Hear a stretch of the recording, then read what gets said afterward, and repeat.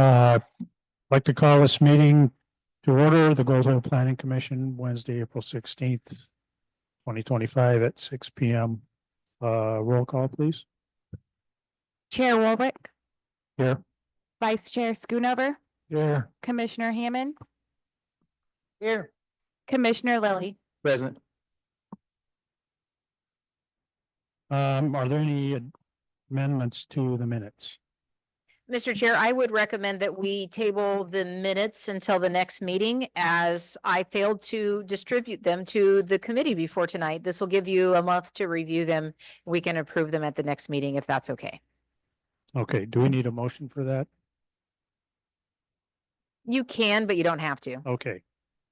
We'll go ahead and table the minutes till the next meeting. That way everybody can review those. New business, municipal code review, chapter 2.12, planning commission. All right, so I'm going to start with pulling up our city website so that you can see what our current code is related to the planning commission. And then we will present some alternate language that we'd like to kind of get your feedback on. And currently the planning commission is under Title II of our municipal code. And section 2.12 or chapter 2.12 is the planning commission. Recently, we were able to update it to redo the positions. We allowed the language of the attendance to not be at the approval of the chair anymore. And that absence from 2 consecutive meetings without being excused in advance would be grounds for removal. And then also procedurally changed the very last bit of the officers from it. This one section said president, vice president, now says chair and vice chair. So these have all been approved through the council. But there is a section here, section E, that I've highlighted lightly in blue that you could probably barely see there. Is that big enough there for you all to see on the screens? All right, so section E says the planning commission shall meet at least once each month and shall once each month at the first council meeting of each month cause a report to be made to the mayor and council of all matters filed before the planning commission and of the planning commission action taken thereon. The planning commission shall take action on any application for comprehensive plan amendment, zone change, conditional use permit, variances, site plan reviews, and building permits within 30 days of the date such application is first filed with the city. In the event of the failure by the planning commission to take such action, the city council shall automatically review such application and take appropriate action. Well, what I will say to that is it's not always possible for things to get to you in 30 days. And Ani can speak a little more clearly on some of the timelines and things that are in place. But as well, there are months that there's nothing before the planning commission. And so we have to have a planning commission to receive state revenue sharing dollars. But the attendance and such and how often we meet and those items are set by the code. And we'd like to recommend some code changes so that we're still in compliance, but not necessarily have to meet every month. Or, and also that 30-day notice of responding. So Ani can speak more to that, but I also have some recommended language. So I'm going to pass it off to Ani, right? For just to describe timeline. Sure, if that works. So, I mean, like, for instance, our language right now says it has to be done within 30 days. And state law gives more time than that. I will say that for one. But Ani, can you speak to some of that? The state law allows for 120 days for land use actions. And that doesn't include the 30-day technically complete period. So it's really 150 days. So right now, this requires a turnaround faster than is actually possible to do and outside of the timeline that the state would do. So that's one area that would be recommended that would be changed. I don't know if there's any recommendation of any of the other applications that come before the planning commission, or if any of that has changed as far as what level of things go to the commission. But this paragraph in and of itself. So Ani was able to prepare some examples of language from codes from other jurisdictions. And those are now in front of you. Just kind of some other opportunities of language, and versus making a decision for myself, what I think is best language, I would love to get you guys' feedback on what you think. So Ani, did you want to present these two, or? I think the ones that might be most appropriate would be Talent and Jacksonville. Talent, the commission meetings shall include at least one regular scheduled meeting per month unless canceled at the direction of the chair due to lack of commission business or other reasons. And Jacksonville says the planning commission shall meet a minimum of once each calendar quarter and more frequently as required to meet the city's planning needs. And Key Junction has similar language there too. The commission shall meet at least once a month unless canceled by the authority of the chairperson. So all three of those are kind of there. And what you find is some of the other examples of the other planning commissions at the county level and the bigger cities, they do meet, some of them even twice a month, but they have so much before them that it dictates that. For us, we can go months without having something ready to go to you guys. I will also say that as part of our comprehensive plan, the planning commission also is our citizen advisory committee. And so there's some other things that would come before you as a hearing body. And if you're unavailable, it goes to the council. So it's not just the planning stuff. You actually fill two roles with the city of Gold Hill. But I do think that the language that Ani presented is good language to see what some of the other codes say. And it would be nice. I know what my preference is, but I would love to get you guys' feedback on what you recommend. And what we would do is put language into an ordinance and send it back to the council based on the recommendations. So I don't know if any of you guys have any thoughts on that. It seems to me we're probably the least busy of any of the examples that you have. It seems also, why have a meeting if there's nothing to discuss? My comment. So if we look at Jacksonville and Talent, both of those, even essentially in my mind, the wording in both of those kind of accomplish the same thing. In the end, it's just depends on how. Do you want it to say minimum of once each quarter, or do you want to say once each month unless canceled? Let's say one each month and let's cancel. What do you think? I was going to say the Jacksonville language looked, The quarterly? quarterly unless Because you can meet Well, more. Yeah. could meet more often, but And you can combine them.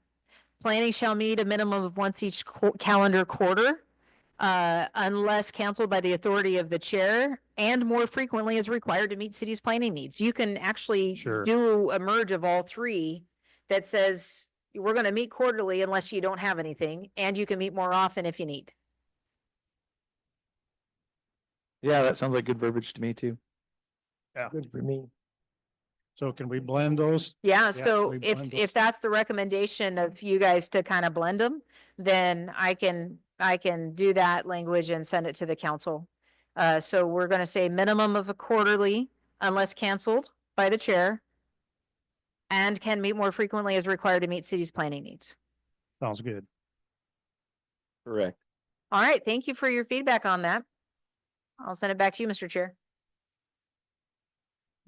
So is that all we have with chapter 212? Is there anything else in that section that you put up there. Oh, let's look back at that. 'Cause I had a, Is there more that you guys would like to be edited in there? That's a good point, because certainly the 30 days, I think the language I would recommend is, shall review in accordance with state deadlines and take any number out and just say in accordance with current state requirements or something like that would be the language I think would be most feasible to, as things change, you just have to keep current.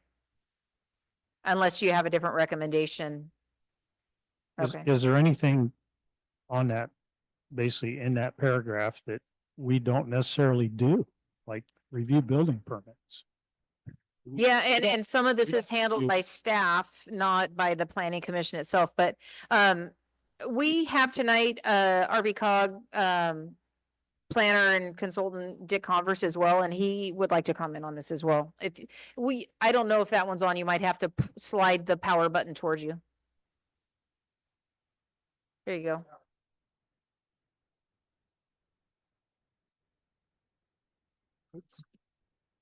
Just pull that up so it's close to you. Yeah, There you go. am I on now? Okay, I'm sorry. I'm Dick Converse. I actually am retired. I worked for the Rogue Valley Council of Governments from 1997 to 2019.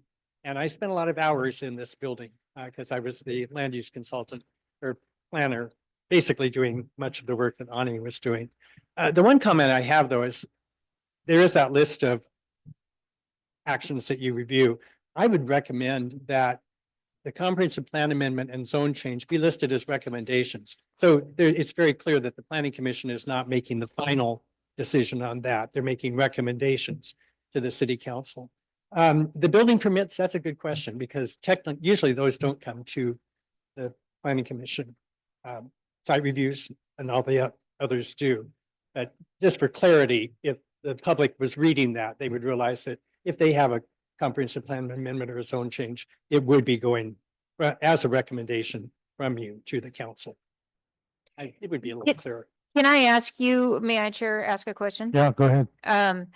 Does any of this language need to be in there? I mean, could it simply say the planning commission shall take action or make recommendation on items presented in accordance with state law? And something as simple as that. So with our municipal code and state law, maybe that reference. So if it calls for that type or level in the code, it would come before the planning commission or in some other area, but then you don't have the specific actions listed there. Would that be appropriate? I haven't looked at the other codes. I think it makes sense. I liked what Lily said earlier about the timelines. timeline. Yeah. Yes, rather than having, if they change, you're just already meeting somebody else's standard for that. That way you're not having to go through a code amendment every time something changes at another level. And I think that's probably a good point, even with listing the kinds of applications. I'm not uncomfortable with it, but it might be easier if they just weren't even there. Just that you would be taking action on appropriate municipal code actions. So who would want to make some proposed changes to that? Is that something you could do, Lily?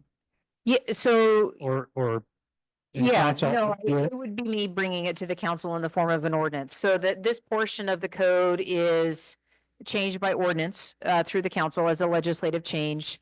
And for me, you want details in an ordinance that goes before the council and adopted and becomes our code to be items that can't change easily.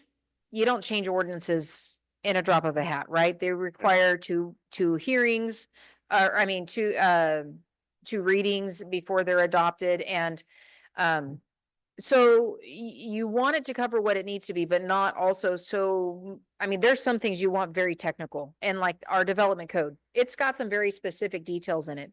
Then there's some areas that say you're going to adopt the international building code on, and that changes all the time. And you don't actually put the details in there, right? Because you just go by whatever the international building code is. So what I would say is that when this was passed in whatever 40 years ago, this was appropriate language, and I bet everything was coming before the planning commission. that isn't necessarily the case today. So my recommendation would have it be the language that whatever comes before the commission, that they will make recommendations or take action in accordance with state law and timeframes according to state law. So as those items that come before you, if we miss something and it's like, oh, well, it wasn't in your code that's supposed to go to you. Well, no, but if, as long as it's in accordance with state law or the rest of the code, then you're covered no matter if those other portions of the code change. So to me, that's what makes sense to me. But at the same time, I don't know all things, and but kind of like, Mr. Converse was just saying, that as state law changes or as something else, if you have the language that says you're going to do it in accordance to the code and state law, you don't have to change it every time something changes in state law, because you just have to stay compliant with what state law says. Yeah, that was one question I had. How old, so you said this language is like 40 years old in the code roughly? Well, yeah, I'd Yeah. have to pull up the old Title II to tell you which year that portion was adopted, but, the last time the entire code was codified was in 2004. And so everything that was in the code was before that, with the exception of this Title II. The council basically replaced and adopted the existing version all at once. So technically this was adopted in 2025, but that paragraph goes back 40 plus years.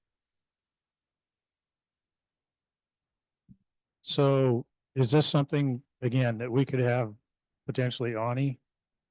This is me. Dra- I do this. You would do the I do this. language draft? Correct. Okay, you do the language draft? Yes, Okay, I do the language drafting.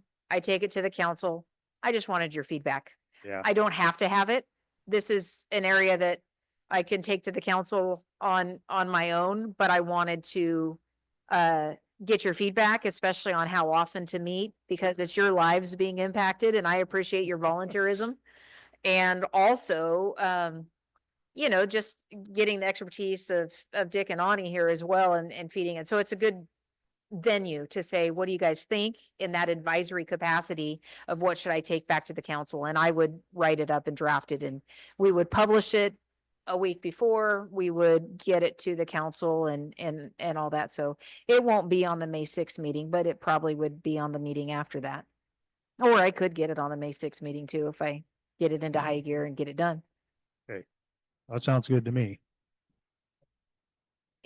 Okay, so what I was saying with the language that said items brought before the planning commission, that action will be taken and recommendations made in accordance to the Gold Hill Municipal Code and state law Wow.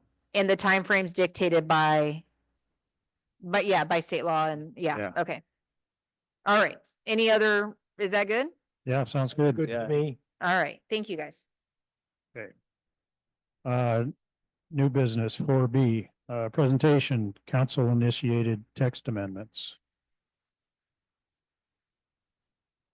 All right. So I have the meeting discussion items form. Do you want me to bring that one up? Okay. Sure.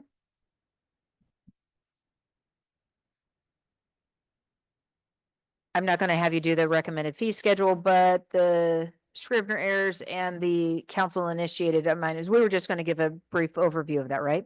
Would you like to start with the Scrivener errors, since a lot of them were recognized during the housing audit? Again, Dick Converse, I could do a little background of why some of these are coming to you. I was hired to work on something called House Bill 3395. It's a whole big housing package, primarily geared toward affordable housing, but applicable to every city in the state. And the Southern Oregon Regional Economic Development, Inc. received a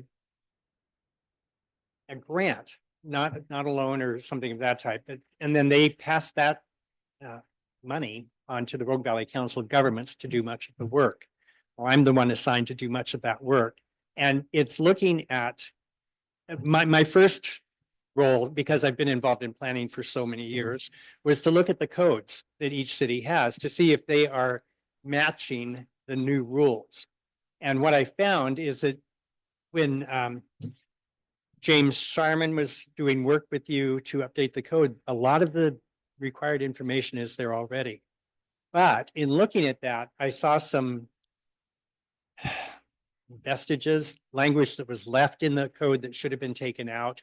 For example, in the R3 zone, duplexes are not allowed anymore. It has to be triplexes and above. Well, duplexes were mentioned about 6 times in that section, so we need to take those out. So that's one of the Scribner's errors. And then even in there was a large chart that talked about certain things. Well, sometimes the chart didn't refer to any other section in the code. So some of that needed to be fixed. And for example, in the non-conforming use section, part of it said it's handled through a conditional use process. The other said it's handled through a variance process. Well, it needs to be one or the other. And typically that's more of a conditional use type of process rather than a variance. So it's trying to fix those kinds of inconsistencies. Another thing that was adopted after I left normal employment was the change in manufactured dwelling standards. Those changed significantly, mostly in the size and then some of the design requirements. It used to be that you had to have at least 1,000 square feet for a manufactured home to be placed on any residential lot. Well, the trends now are to having smaller homes rather than bigger homes. And that was almost discriminatory against manufactured dwellings to require that they be 1,000 square feet. So the language was changed to say that they need to basically match residential development. It's simpler now than it was, but it doesn't put it in a separate category. Well, that needs to change. That's a requirement of the state law. And we actually had it. The new language was inserted, but the old language wasn't eliminated. So that's a Scribner error where there's something in the code that still is just needing to be fixed. It's not a new decision. It's just making your code match what another part of the code said it would do. And I mean, there's even things like hyperlinks that are missing, just simple little fixes. And in one of my charges in this House bill is to make the code understandable, to make it, to reduce it as a barrier to development. And if you have confusion in the code, that increases impediments to development. So we're trying to make it clean. So that's what the Scribner's errors are. Those do not require any kind of land use action, but except to adopt them. They don't require hearings or notice to the state.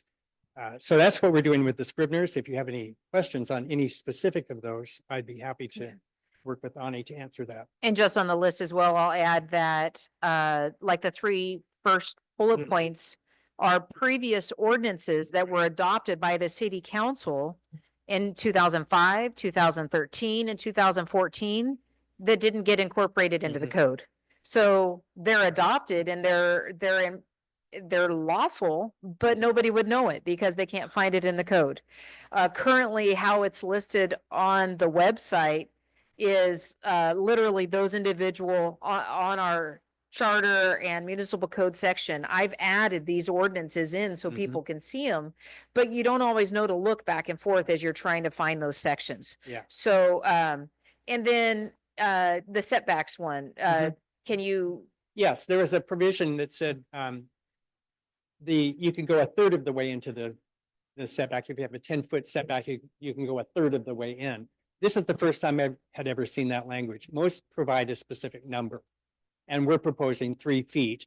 There's also there's a requirement that there be a minimum, I think, of at least 5 feet to the property line. So you're not going clear to the property line, but you are allowed to go a certain distance rather than a percentage. I'm terrible at math, so percentages have never worked well with me. It's easier just to have a number. So we're proposing 3 feet as that exception. That's for chimneys and HVAC equipment, those kinds of things, not the building itself, but little protrusions from that.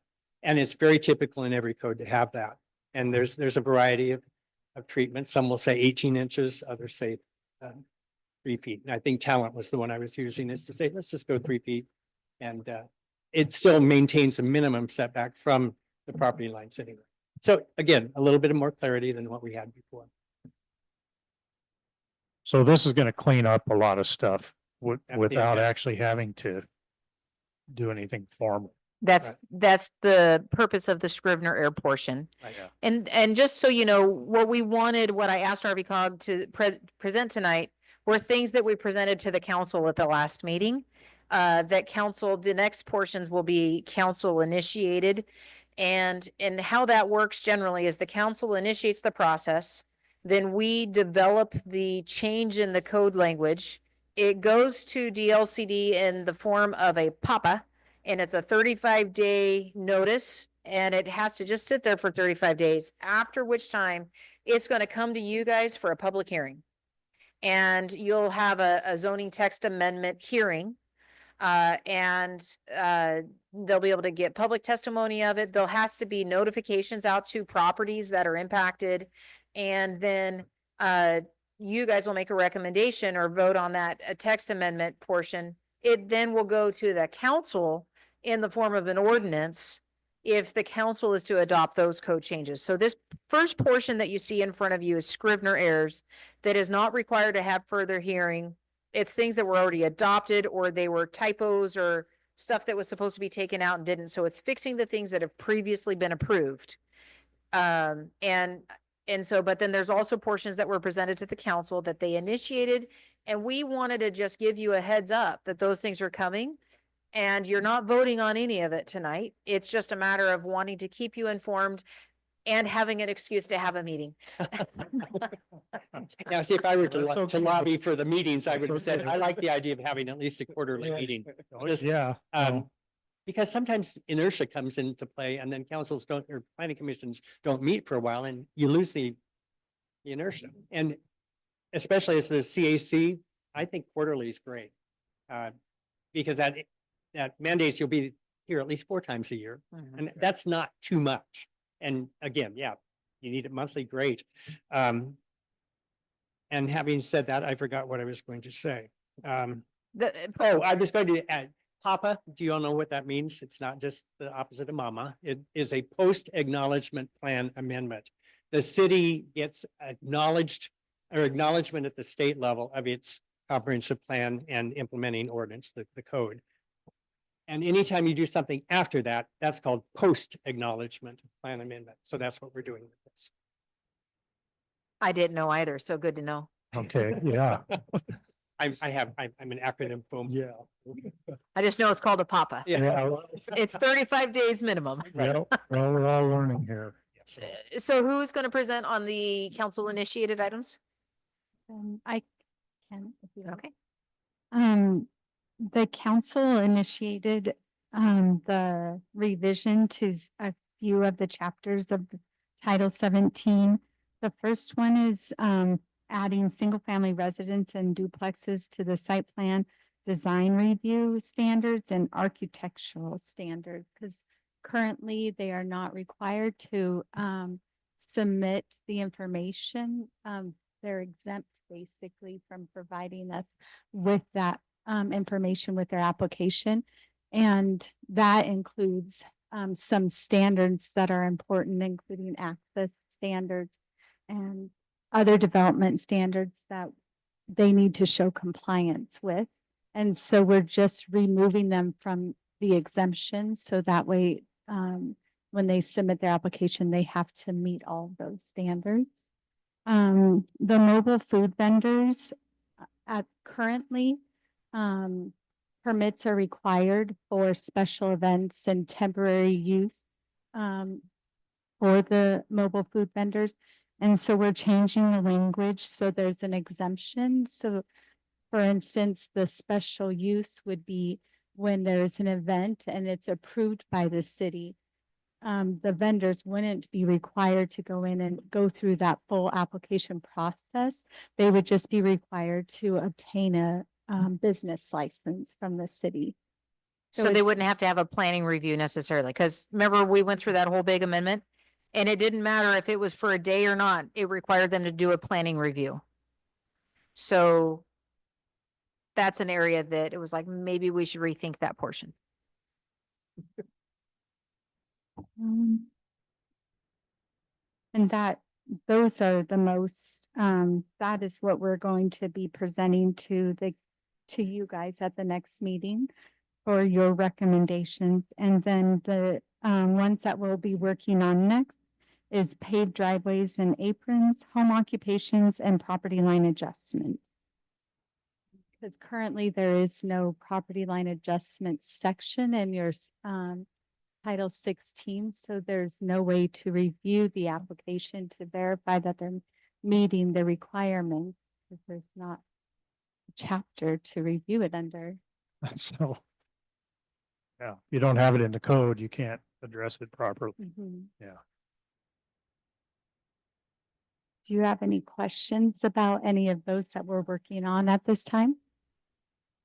Your property line adjustment, isn't that governed by property standards and whatever? I think that this. So you weren't quite in the microphone. You might have to ask that again in the micro. No, get that microphone closer. Yeah. Can you tell him, Mike? All right, I'm sorry. There you go. If are we talking about incorporating something in the code, talking about property line adjustment? Property line adjustment should come before the council or the commission, at whatever level. So, and so it's not in our code right now. So that's a problem. Yeah, it is a problem. Yes, it is. Yeah, I'm an engineer and I've Okay, dealt with these things, so. sure. Yeah. And those are the kinds of things in my auditing of the code. I was, wait, where is it? I don't see it. And so that was definitely one that was easy to find. Any other community that does a very simple property line adjustment, borrow that language. This is going to hearing, so it can be tweaked. It doesn't have to be the language that we're proposing at this point, but we are offering language that you'll be able to consider. And it's great to have engineers and people who are actually using that to know whether it feels like it'll will work for you. So that'll be great. The other thing, I just was surprised when I was reading the code. It talks about kindergartens, talks about high schools or secondary schools. Primary schools are not listed. Not that we have that much of a demand for them, but there are sometimes private schools that want to do things. Well, we don't have any provision for 1st through 6th grade. Well, it needs to be inserted in the code. Those are always those fun surprises to find. And then another one is more relating to, I think, a Supreme Court case about religious land use. And we have churches listed as probably a conditional use, but we don't have clubs, lodges, and fraternal organizations. There's an N listed for those in the codes where churches are allowed. Typically, those kinds of uses are treated together.